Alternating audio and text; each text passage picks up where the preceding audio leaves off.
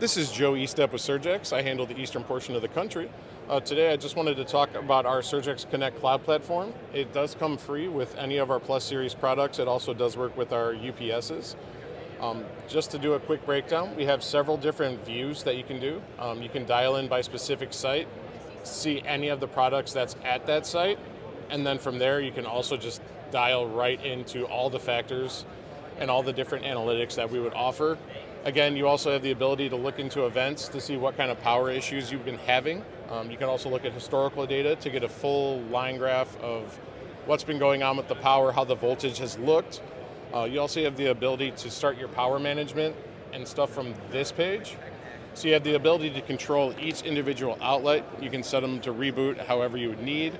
You also have the ability to change the name on each one from outlet to projector or screen or whatever you would need to. From here, you can also look into sequencing and triggering. So if you need your devices to boot up in a specific order with a certain amount of time in between, you can definitely go ahead and do that. Triggers as well, you can set it for over voltage, under voltage, even to set, turn off at a certain point of the day, reboot the next morning following the sequence, and then you'd be able to go from there. Just a quick look at the other views that we have.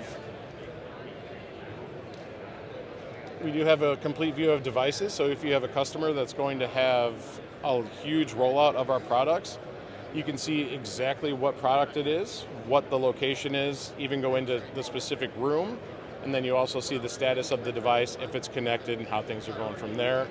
My personal favorite view is our map view. You can get a full view of the entire country with every single site that will have SurgeX product connected, and from there, all you need to do is just dial in by clicking on it, and it'll take you to the exact same page that the other ones would, where you can then access the device and set it up as you would need.